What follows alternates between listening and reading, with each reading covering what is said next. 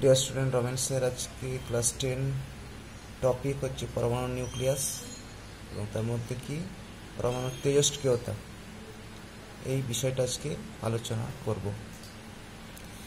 তো বিষয়টা হচ্ছে যে কিছু কিছু মৌলের নিউক্লিয়াস, ভারী মৌলের নিউক্লিয়াস, বিশেষ করে যাদের পরমাণু ক্রমাঙ্ক 82 এবং ভর সংখ্যা 200 উপরে, পরমাণু ক্রমাঙ্ক 82 এবং ভর সংখ্যা 200-র উপরে, তারা সাধারণত একটা বিশেষ ধর্ম প্রদর্শন করে। তাদের পরমাণু নিউক্লিয়াসটা হয় অস্থিত, সুস্থিত নয়। তাদের নিউক্লিয়াস থেকে ক্রমাগত 3 ধরনের রশ্মি বা কণা, আলফা, বিটা, গামা রশ্মি বা কণা নির্গত হয় এবং মৌলটি নতুন মৌলে রূপান্তরিত হয়। এই ঘটনাটাকে বলবো তেজস্ক্রিয়তা। তেজস্ক্রিয় ধর্ম একটা ভারী মৌল, একটা স্বতঃস্ফূর্ত ঘটনা, ঠিক আছে।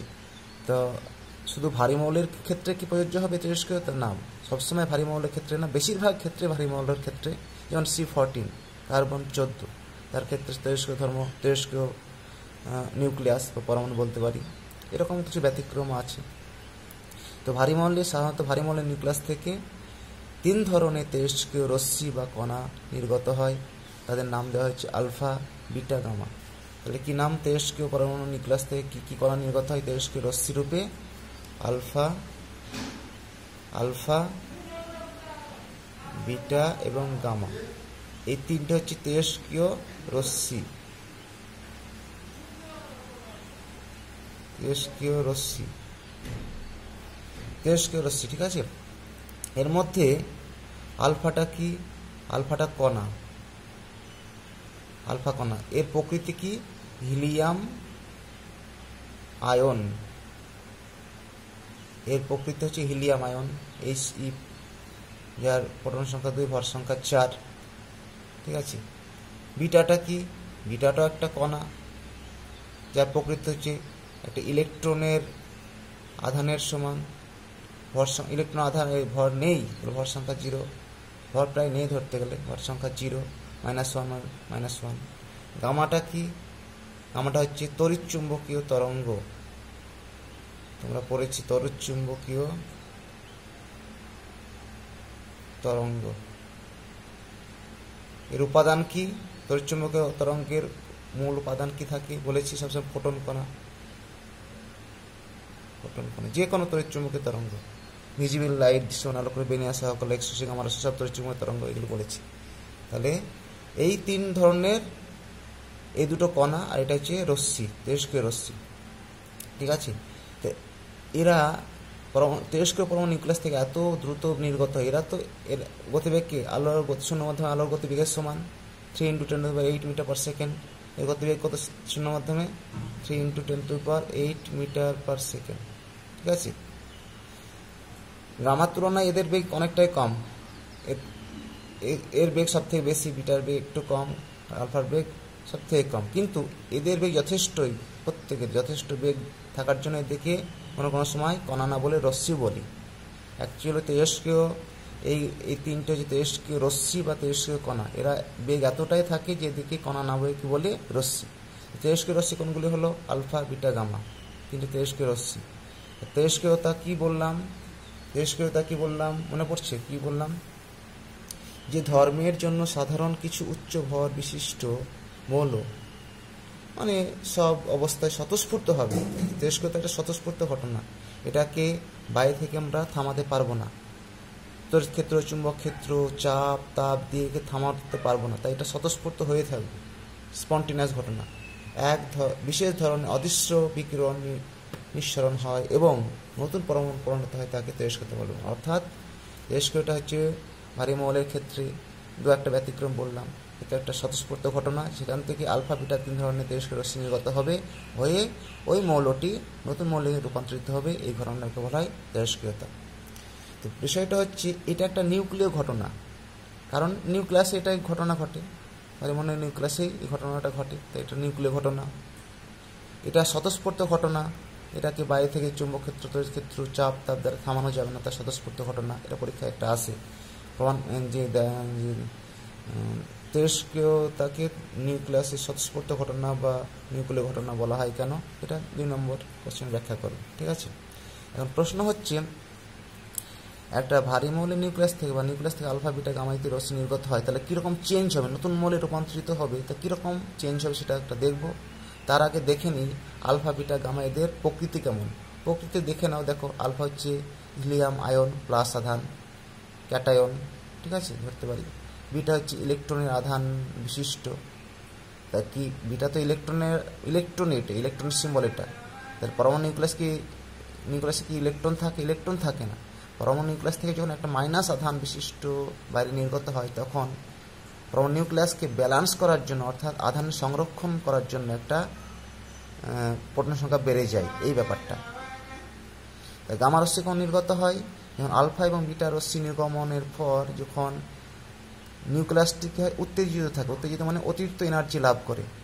কোনো তেজস্ক্রিয় পরমাণু নিউক্লিয়াস থেকে আলফা এবং বিটা নির্গত হওয়ার পর পরমাণু তেজস্ক্রিয় নিউক্লিয়াসটি ওই উত্তেজিত বা এক্সাইটেড অবস্থায় থাকে, তখন ওই উত্তেজিত অবস্থায় অতিরিক্ত এনার্জি গামা রশ্মি রূপে বেরিয়ে যায়। ঠিক আছে, এইভাবে নির্গত হয়। আমরা দেখে নেব এদের প্রকৃতি। বললাম ধনাত্মক আধান বিশিষ্ট বিটা হচ্ছে ইলেকট্রন আধান বিশিষ্ট, ঋণাত্মক আধান বিশিষ্ট, গামা রশ্মি কোনো আধান নেই, এটা তড়িৎচুম্বকীয় তরঙ্গ। ঠিক আছে, এদের যদি আমি প্রকৃতি কীভাবে নির্ণয় করা হলো, মানে এরকম একটা তেজস্ক্রিয় কতগুলি মৌলের নাম কি এখন বলছি। তেজস্ক্রিয় মৌলের নাম polonium, uranium, thorium, plutonium, neptunium, প্রচুর আছে। 82 উপরে দেখবে, 82 উপরে বলতে 82টা কি পরমাণু ক্রমাঙ্ক। লেড সীসা, তার উপরে সমস্তগুলি হবে তেজস্ক্রিয়তা। ইউরেনিয়াম, থোরিয়াম, রেডিয়াম থেকে শুরু করে নেপচুনিয়াম, যাই বলবো অনেক তেজস্ক্রিয় পরমাণু। আচ্ছা, এই যে পরমাণু নিউক্লিয়াস থেকে তেজস্ক্রিয় আলফা বিটা গামা নির্গত হচ্ছে, এই ঘটনাটাকে বলা হয় তেজস্ক্রিয় বিঘটন। আলফা বিটা গামা তেজস্ক্রিয় পরমাণু নির্গত হচ্ছে, তো 3 ধরনের রশ্মি বলছি, এটা নির্গমনকে বলা হয় তেজস্ক্রিয় বিঘটন বলি। তেজস্ক্রিয় কি বলি? বিঘটন বলি, তেজস্ক্রিয় বিঘটন বলি। হয়েছে, তেজস্ক্রিয় বিঘটন হলে কি ঘটে আমরা দেখে নেব। বিঘটন হলে দেখে নেব ব্যাপারটা কী কী হলে পরে দেখে নেব। তা এই তেজস্ক্রিয় বিঘটনে একক হয়, এসআই একক হয়, আগে জেনে রাখো, তোমাদের মাধ্যমিকে শর্ট কোশ্চেন। বেকারেল তেজস্ক্রিয়টা আবিষ্কারের পেছনে যাদের অবদান অনস্বীকার্য, তারা হচ্ছেন বেকারেল, মাদাম কুরি। এদের অবদান অতুলনীয় বলতে গেলে। তাই বেকারেলের নাম হচ্ছে এসআই একক, তেজস্ক্রিয় বিঘটনের এসআই একক কি? বেকারেল। কি? বেকারেল। সিজিএস একক বা ব্যবহারিক একক কি হয়? সিজিএস একক হয় কি? ব্যবহারিক একক। মাদাম কুরি মানে কুরি হয়। ঠিক আছে, মাদাম কুরি নাম অনুসারে নোবেল প্রাইজ পেয়েছিলেন। ঠিক আছে, এই হলো। এবার আলফা বিটা গামার প্রকৃতি একটু বলে নিলাম, তার আগে একটু দেখে নাও যে এই যে তেজস্ক্রিয় পরমাণুগুলিকে বা নিউক্লিয়াসগুলি না পরমাণু, নিউক্লিয়াস তো আলাদা করা যায় না পরমাণু থেকে। নিউক্লিয়াস মানে সে পরমাণু সহ নিউক্লিয়াস আর কি। তেজস্ক্রিয় পরমাণুগুলিকে সীসার তৈরি বদ্ধ পাত্রে রাখা হয়। কেন রাখা হয়? যে আলফা বিটা, যে তেজস্ক্রিয় পরমাণু নিউক্লিয়াস আলফা বিটা গামা রশ্মি নির্গত হয়, এরা ক্ষতিকারক। আমাদের শরীরের মধ্যে দিয়ে প্রবেশ করলে এরা ক্যান্সার তৈরি করবে। তাই এমন একটা বদ্ধ পাত্রে রাখা হয় যাতে এই রশ্মিগুলি নির্গমন হয়ে আমাদের শরীরে ত্বক ভেদ মানে আমাদের শরীরের মধ্যে ভেদ করতে না পারে। সেই হিসাবে সীসার লেডের তৈরি পাত্রে রাখা হয়। ঠিক আছে, এটা কি শোষিত হয়, লেড কি সীসার মধ্যে এই আলফা বিটা গামা শোষণ করে নেয়। তা আগের সময় যে কুরি জানতেন না, এরা জানতেন না যে কুরি প্রচুর গবেষণা করেছিলেন যে এরা ক্ষতিকারক। তখন কি হয়, হাত দিয়ে সবসময় নাড়াঘাটা করে হাতে ক্যান্সার হয়ে গেছিলো। তা একটা আঙুলও ছিল না কুরির লাস্ট জীবনে, হাতের একটা আঙুলও ছিল না।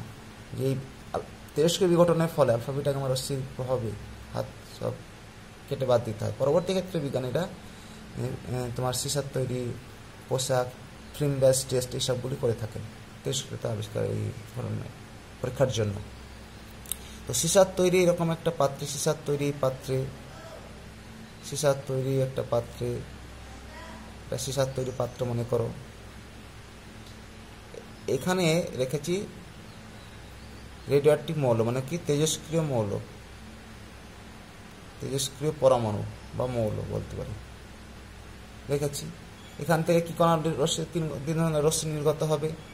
3 ধরনের রশ্মি প্রকৃতি জানার জন্য আমি দুটো প্লেট নিলাম, এটা প্লাস আধান আহিত তড়িৎ ক্ষেত্র সৃষ্টি করছে, একটা মাইনাস আধান আহিত প্লেট, ঠিক আছে, এটা প্রকৃতি জানার জন্য। এখান থেকে আলফা বিটা গামা রশ্মি নির্গত হলে দেখা যাচ্ছে যে বেঁকে যাচ্ছে, এটা হবে বিটা বিটা কণা, এটা হচ্ছে আলফা কণা,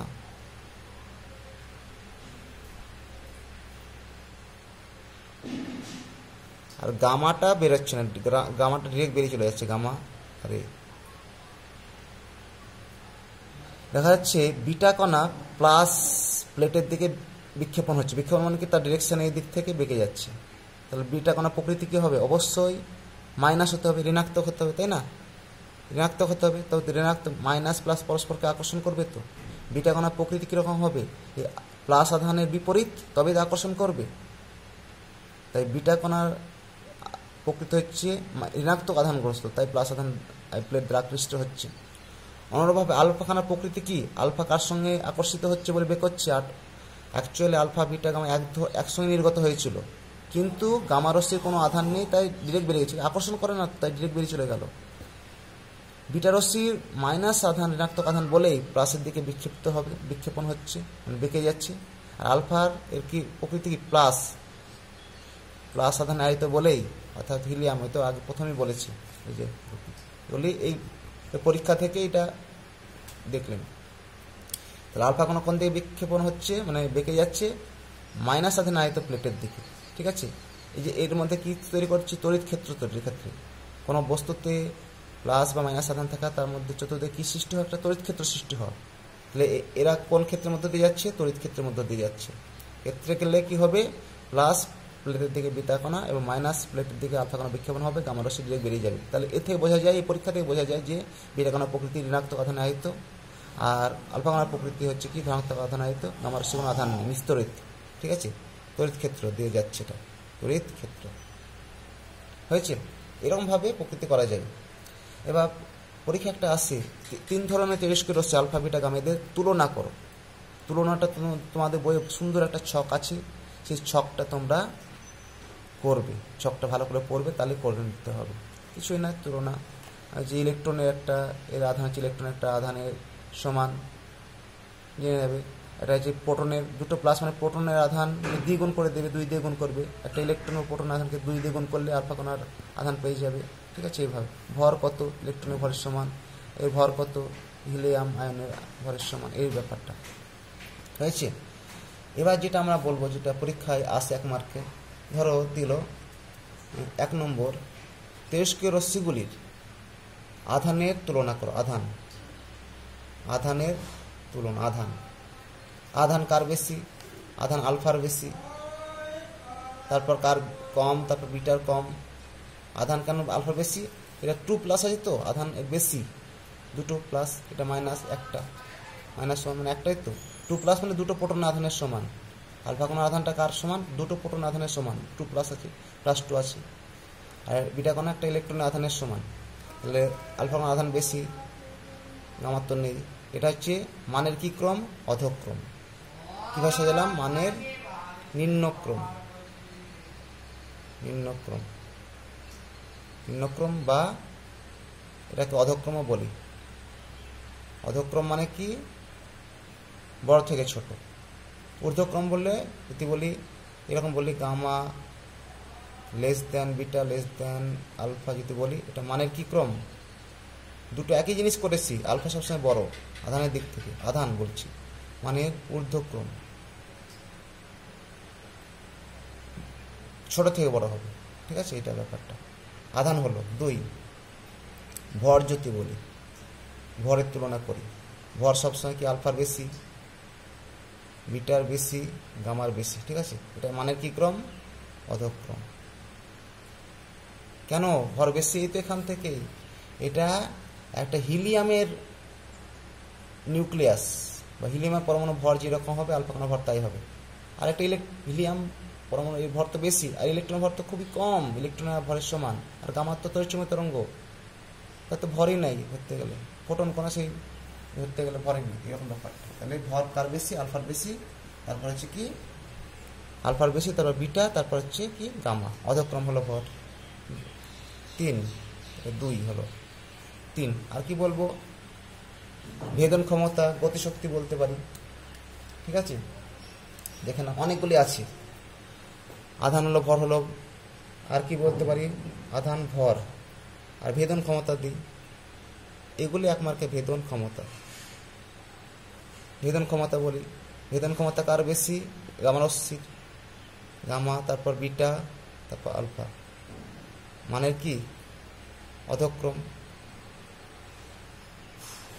ঊর্ধ্বক্রম বললে উল্টো ভাবে করবে, alpha less than beta less than gamma, ঠিক আছে। ভেদন ক্ষমতা হয়ে গেল। 4, গ্যাসকে আয়নিত করার ক্ষমতা। 4 কি? গ্যাসকে আয়নিত করার ক্ষমতা,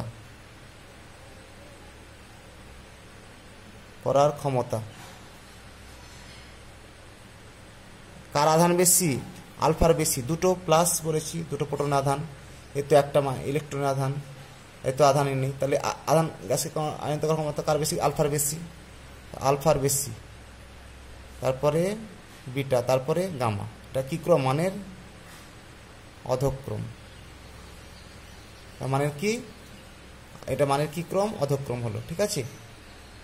5, লাস্ট চলে আসছে 5, গতিবেগ কার বেশি? গতিবেগ কার বেশি? গামার বেশি, তড়িৎচুম্বকীয় তরঙ্গ। গতিবেগ কার বেশি? গামার বেশি, তারপরে বিটা, তারপরে হচ্ছে আলফা, ঠিক আছে। মানে কি ক্রম? সব অধক্রম করলাম, একটা ঊর্ধ্বক্রম দেখিয়ে দিলাম। অধক্রম বললে বা নিম্নক্রম বললে, অধক্রম বা নিম্নক্রম একই জিনিস, লিখে দিই সেখানে, কিন্তু ভালো করে দেখবে। আর ঊর্ধ্বক্রম বললে এটা উল্টে দেবে, মানে কি এটা অধক্রম বা নিম্নক্রম। বুঝা গেল? এটা হচ্ছে প্রকৃতি নিয়ে, আধান, ভর, ভেদন ক্ষমতা, গ্যাসকে আয়নিত করার ক্ষমতা, গতিবেগ, এই নিয়ে তোমার হচ্ছে পরীক্ষা হয়তো দেয় 1 মার্কে। তুলনা করো, এইভাবে তুলনা করবে।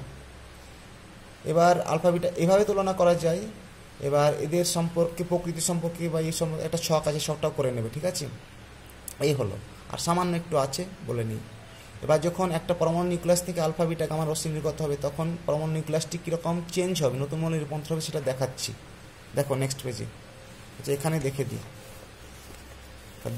দেখে দেবো। তেজস্ক্রিয় পরমাণু নিউক্লিয়াস মনে করো, একটা এক্সাম্পল দিচ্ছি। এক্সাম্পল কীরকম? ধরো এক্স আলফা বিঘটন বলছে, 1 নম্বর আলফা বিঘটন। আলফা বিঘটন মানে তেজস্ক্রিয় পরমাণু নিউক্লিয়াস থেকে আলফা কণা নির্গত হবে, হয়েছে। তাহলে একটা পরমাণু উদাহরণ দিচ্ছি, এক্স, তার পরমাণু ক্রমাঙ্ক কত? জেড, প্রোটন সংখ্যা জেড, ভর সংখ্যা কত? এ। এখান থেকে একটা আলফা কণা বেরোচ্ছে। আলফা কণা মানে কি বলতে পারি? এখানে হিলিয়াম। আলফা কণা মানে কি? হিলিয়াম আয়ন বলতে পারি, তাই না? এটাই আলফা কণা। প্লাস প্লাস দিতেও পারে, না দিতে পারে, এটা, তাই তো, হিলিয়াম আয়ন, ঠিক আছে। হিলিয়াম আয়ন মানে হিলিয়াম আয়ন। আলফা কণা মানে কি? আগেই পড়লাম, কি আয়ন? হিলিয়াম আয়ন, সেটা তো আলফা কণা বলেছিলাম। বেশ, তাহলে পরমাণুর এইটাকে বলা হয় জনক পরমাণু। কি বলা হয় এটাকে? জনক। জনক মানে বাবা আর কি, ফাদার, জনক পরমাণু।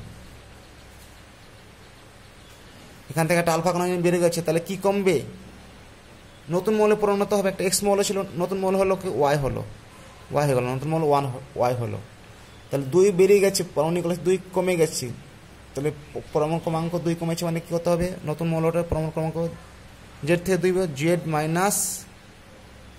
মাইনাস কি 2, জেড মাইনাস 2। ভর সংখ্যা কত কমবে? 4, এ থেকে বিয়োগ করে 4, এ মাইনাস 4। এটা হলো, এটা কি? দুহিতা, মানে কন্যা, ডটার, দুহিতা পরমাণু। উদাহরণ দিয়ে একটা, বুঝতে পারলাম না?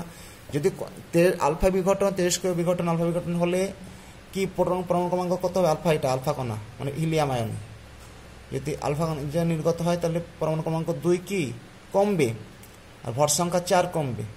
ঠিক আছে, এটা 4 আছে, এটা তাহলে এ থেকে বিয়োগ করে একটা উদাহরণ দিচ্ছি, তাহলে বোঝা হলো। এর উদাহরণ একটা দিচ্ছি। উদাহরণটা কি দেখে নাও। ইউরেনিয়াম, জেডের মানটা কত এখানে 92, ভর সংখ্যা 238 মনে করো, 200, এর মানটা কত 238। এখান থেকে এটা কি জনক পরমাণু, এখান থেকে একটা আলফা কণা নির্গত হচ্ছে। আলফা কণা মানে কি হিলিয়াম, কি কণা এটা আলফা কণা, হিলিয়াম 4। তাহলে কি হবে 2 গেলে সেটা হয়ে যাবে থোরিয়াম, হয়ে যাবে কি হয়ে যাবে থোরিয়াম, TH, যে পরমাণুটা হয়ে যাবে এখানে প্লাস দিয়ে দাও, প্লাস